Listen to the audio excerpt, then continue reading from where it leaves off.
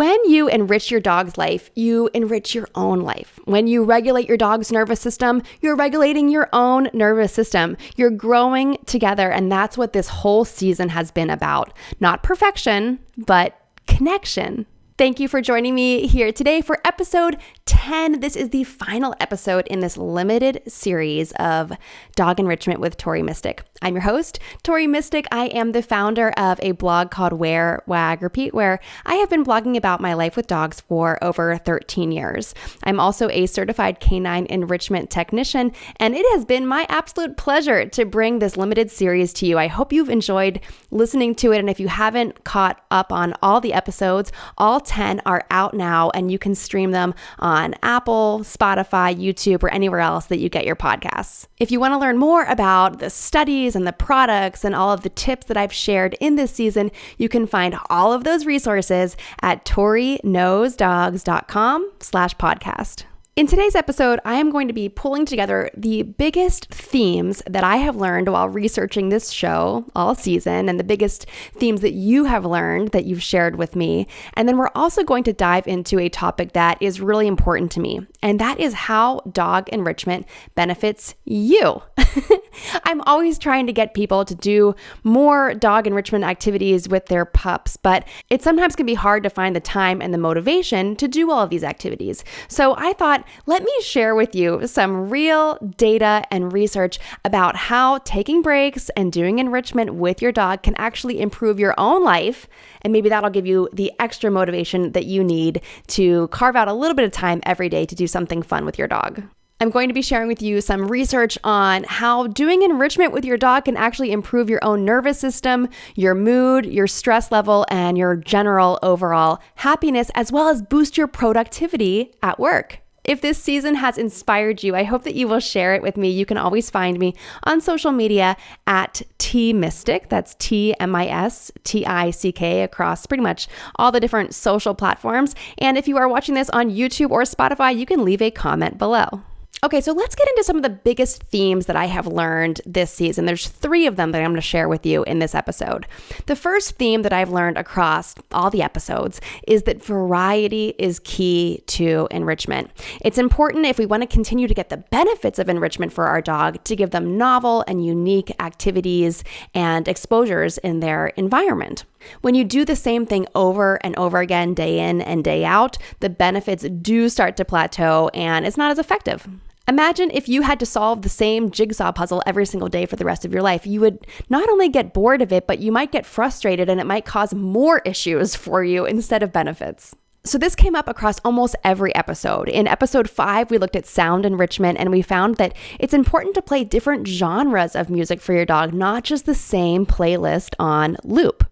We also talked about this in episode 7, where we looked at environmental enrichment and found how important it is to give your dog novel environmental experiences. So we saw a review that suggested setting up a toddler playhouse in your backyard, and I suggested maybe you want to go in on that with your friends so that you have it for a month and your friend gets it for a month and your other friend gets it for a month. Again, it keeps it novel and fresh for your dog.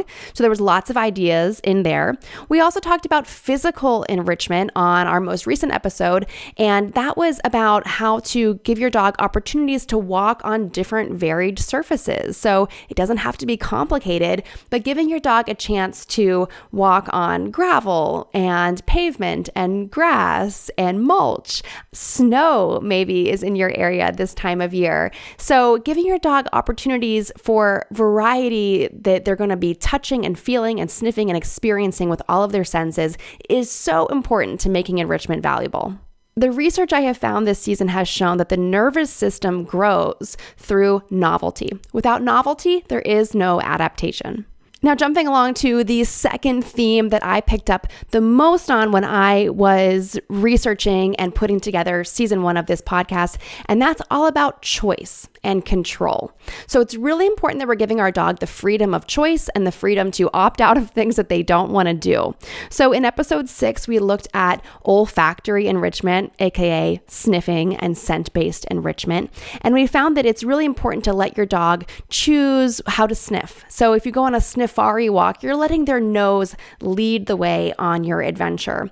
If you're doing other types of types of scent-based enrichment, you're also letting them choose if they want to smell a new smell or if they don't want to smell a new smell. So we aren't forcing our dogs to do anything. It's really important that we give them choice and free will about participating in these activities because that's going to boost their overall happiness and optimism. We also talked about this on episode 8 with social enrichment, about giving your dog the opportunity to have small play groups that are safe and well matched in terms of the ability and size and interest and enthusiasm of the dogs who are participating, and also giving your dog the choice to opt out. So if they're not enjoying a play date, they have the option to go in another room or leave or go outside to get away from the situation.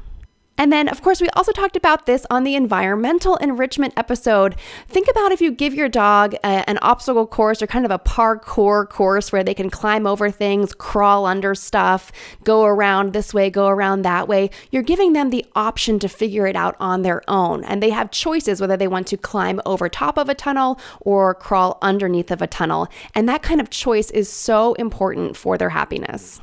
Throughout all of these episodes, we keep coming back to the idea that enrichment is not performing for us or doing something perfect. It's really about giving dogs more agency so that their nervous system can regulate and settle. And then, of course, the perfect transition to today's topic for this episode, the third theme that I learned across all of the research in season 1 of this show is that shared experiences deepen the bond that you share with your dog. So you want to think about how you can do enrichment together, not just something that gets your dog to leave you alone for an hour, but how can you do something together that is going to fuel your dog's emotional, physical, and mental needs, and also it's going to boost the bond that you share.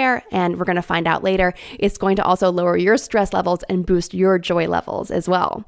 So on the episodes that we talked about this, we had episode 5 with sound enrichment, and we shared some great research about listening to music with your dog, not just hitting play and walking out of the house or walking out of the room, but actually treating this as like a prescription from your veterinarian where you sit together calmly for maybe 10 or 20 minutes and pet your dog and just listen to some music together, because it's going to regulate both of your nervous systems, and the act of calmly petting your dog is going to improve both of your cortisol levels as well. We also talked about this in our social enrichment episode where I shared some ideas about parallel walks and play dates and really being present and there for your dog. Even going back to our cognitive enrichment episode, there were some great studies that I found about how dogs were more motivated to solve puzzles when their human was in the room and sort of cheering them on. So it's really important that we look at enrichment as things that we can do together and things that you can do to support your dog's well-being, and not just things that get your dog to leave you alone for the maximum amount of time.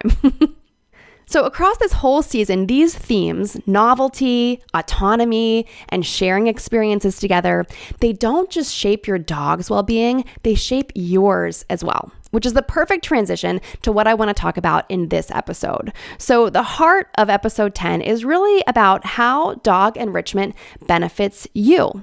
So I want to start by sharing a quick story with you, and I think I may have shared this before, but you know that I love busy boxes. So busy boxes are a great cognitive, physical, scent-based, food-based enrichment activity. It kind of taps into so many different things.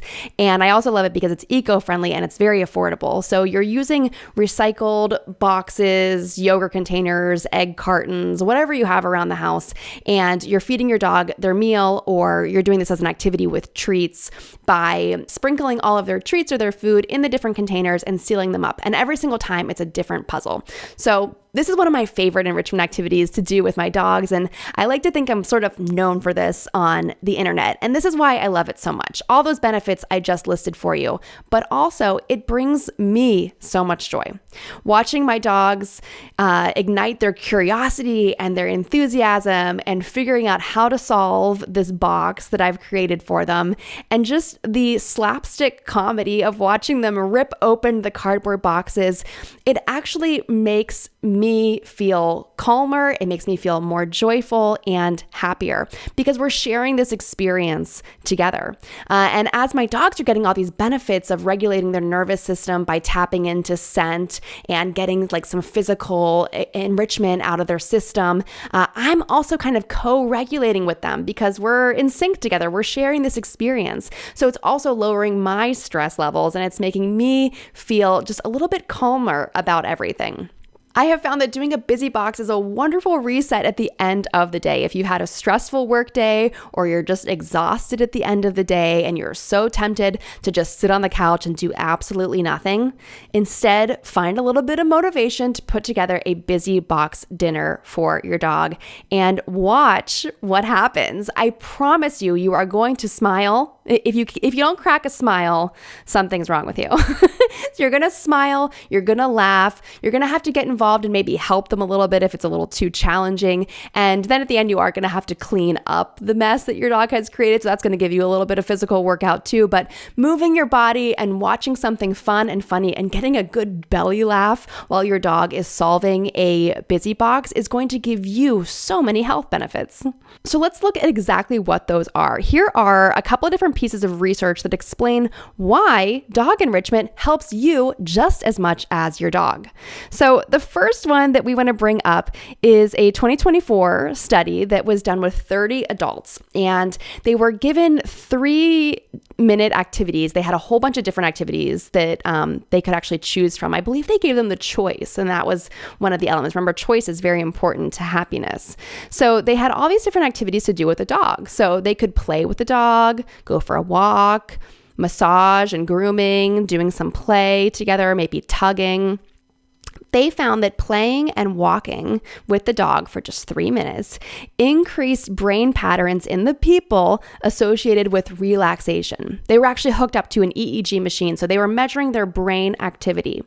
They also found that when the people spent just 3 minutes massaging or grooming the dogs, it increased the participants' concentration while lowering their stress levels. And this was all based off these EEG readings that they got from the people's brains.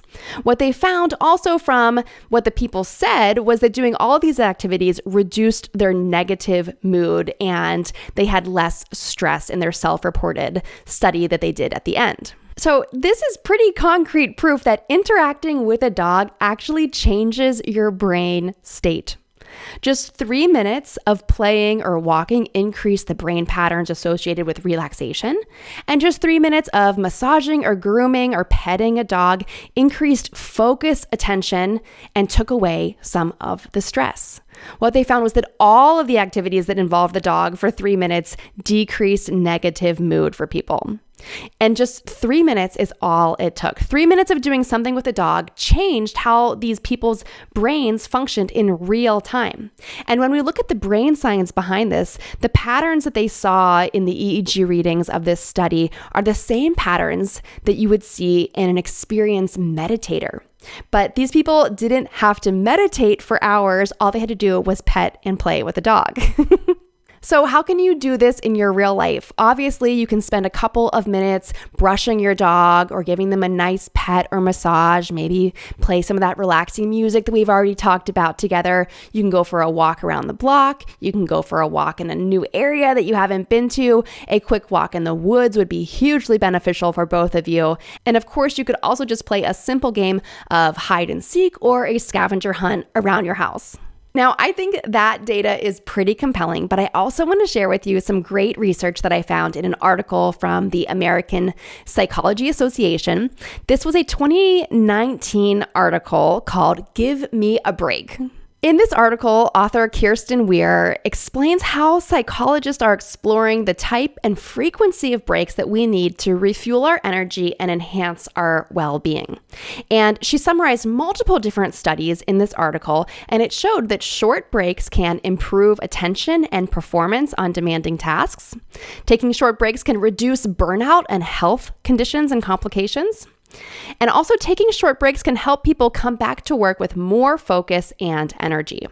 One of these studies that she referenced was done at Baylor University, where Emily Hunter and her colleague Cindy Wu surveyed administrative workers about their break habits.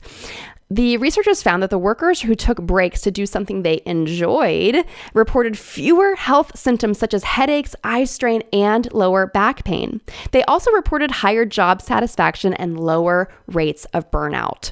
So let's just look at that. They were doing breaks where they were doing something that they enjoyed.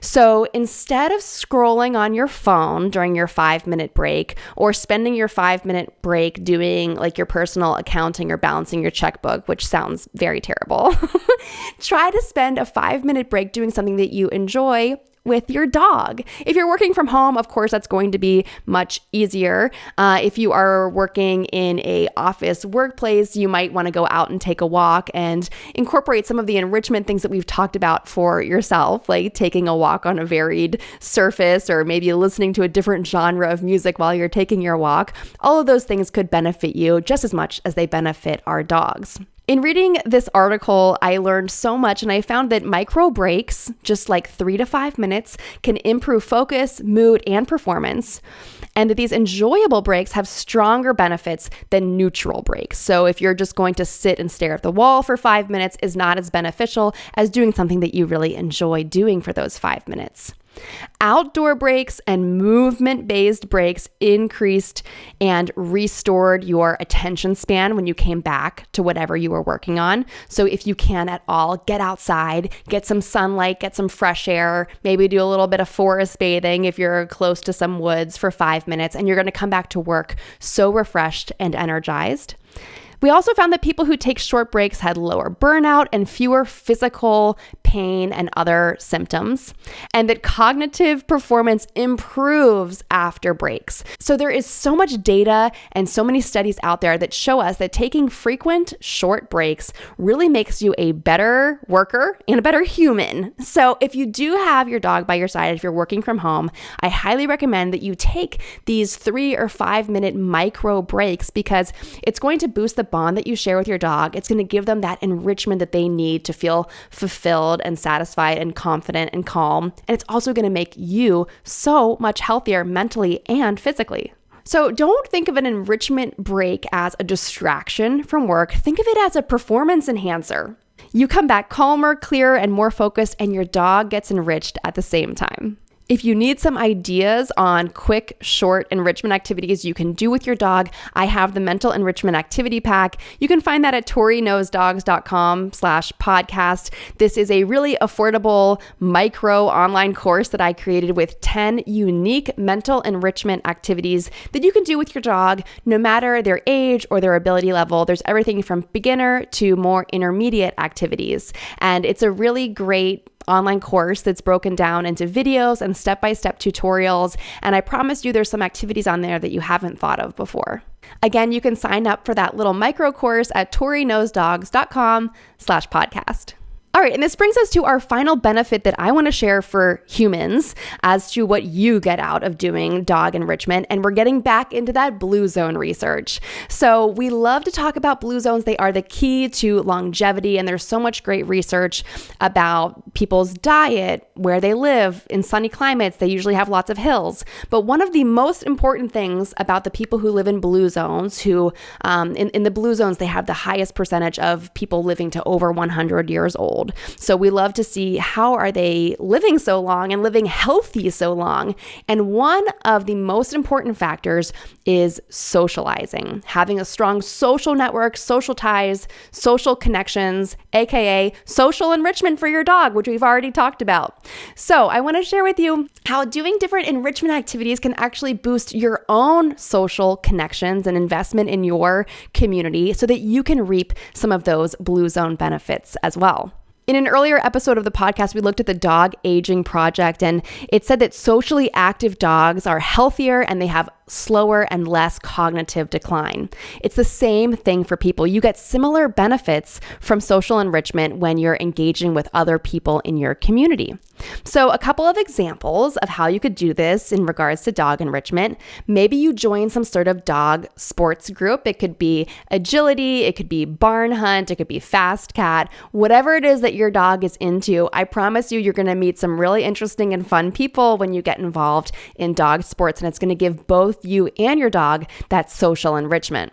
You could also organize some group hikes or maybe a paddleboard meetup if you like to sup with your pup, as I like to do. That would be a great way to get a little bit of interaction with people and also tap into some physical enrichment, environmental enrichment, and also get all of the social benefits as well. And if all of that sounds like a little bit too much work and you don't want to do any of that right now, simply posting about the enrichment activities that you do with your dog on social media can actually connect you with a network of other people who are also passionate about dog enrichment. You can meet some really great people that way. I have met some of my closest friends through sharing pictures and videos of my dogs on social media. So I think this shouldn't be overlooked as a way to get some of that social benefit. However, we do know from research that in-person social connections are going to give you the greatest benefit, but I think that if we do social enrichment online in the right way, we can still get benefits from that too. Think about enrichment as something that you don't do alone in your living room, but it pulls you into a bigger community of people who are also passionate about this. And as we know from the Blue Zones and the Dog Aging Project, that community is one of the biggest predictors of your long-term well-being and health span for both you and your dog. So here is the truth that I want to leave you with on this episode. When you enrich your dog's life, you enrich your own life. When you regulate your dog's nervous system, you're regulating your own nervous system. You're growing together, and that's what this whole season has been about. Not perfection, but connection. If this series of dog enrichment with Tori Mistick helped you in some way, I would love to hear about it. Please share with me on social media. You can find me pretty much everywhere at Mistick. You can also go to toriknowsdogs.com/podcast and find all kinds of ways to get in touch with me. And I would also love it if you would share this series with your dog friends or your friends who are considering getting a dog, or your friends who used to have a dog, or maybe people who don't even like dogs. Share this with them because they're going to learn the magic of dogs and the magic of dog enrichment. Basically, I think there's nobody out there who wouldn't learn something really great from this podcast series. And remember that you can grab my mental enrichment activity pack at any time. That is also at toriknowsdogs.com/podcast. And in there, you will find 10 unique and novel mental enrichment activities and games that you can play with your dog that can help them go from beginner to intermediate. It's suitable for dogs of all ages and all abilities. And finally, thank you so much for being part of season 1 of this podcast. I hope that your life and your dog's life is better after listening to this series. I look forward to staying in touch with you and sharing more about how you can improve your life and your dog's life together in the future. Stay tuned for what's next to come from me and my dog, Bert.